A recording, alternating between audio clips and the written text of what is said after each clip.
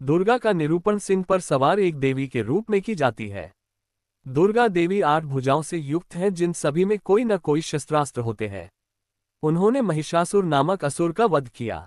Mahishasura equals महिष जोड़ असुर इक्वल्स भैंसा जैसा असुर करती हैं। हिंदू ग्रंथों में वे शिव की पत्नी दुर्गा के रूप में वर्णित हैं।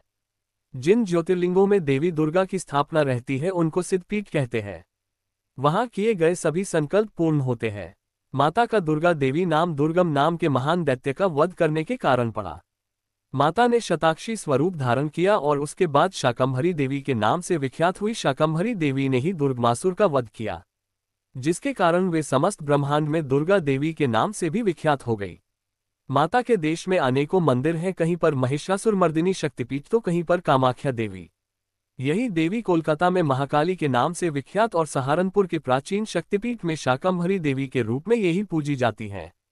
हिंदुओं के शक्ति सांप्रदाय में भगवती दुर्गा को ही दुनिया की पराशक्ति और सर्वोच्च देवता माना जाता है। शाक्त सांप्रदाय ईश्वर को देवी के रूप में मानता है।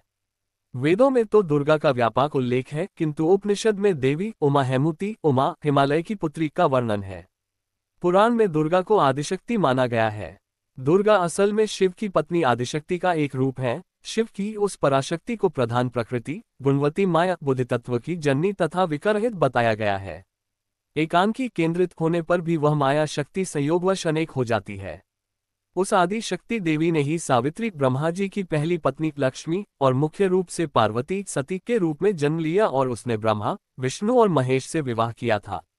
3 रूप होकर भी दुर्गा आदि शक्ति एक ही है। देवी दुर्गा के स्वयं कई रूप हैं, सावित्री लक्ष्मी और पार्वती से अलग। मुख्य रूप उनका गौरी है, अर्थात शांतमय सुंदर और गोरा रूप। उनका सबसे भयानक रूप काली है, अर्थात काला रूप। विभिन्न रूपों में दुर्गा भारत और नेपाल के कई मंदिरों और तीर्थस्थानों में पूजी जाती हैं। भगवती दुर्गा की सवारी शेर है।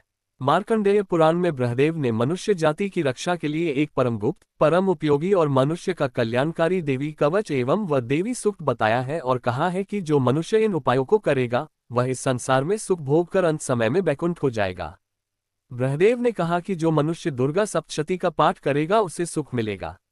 भगवत पुराण के अनुसार मां जगदम्बा का अवतरण श्रेष्ठ पुरुषों की रक्षा के लिए हुआ है, जबकि श्रीमद् देवी भागवत के अनुसार वेदों और पुराणों की रक्षा के और दुष्टों के दलन के लिए मां जगदम्बा का अवतरण हुआ है। इसी तरह से ऋग्वेद के अनुसार मां दुर्गा ही आदि शक्ति है, उन्हीं से सारे विश्व का संचालन होता है और उनके अलावा और कोई अविनाशी नहीं है।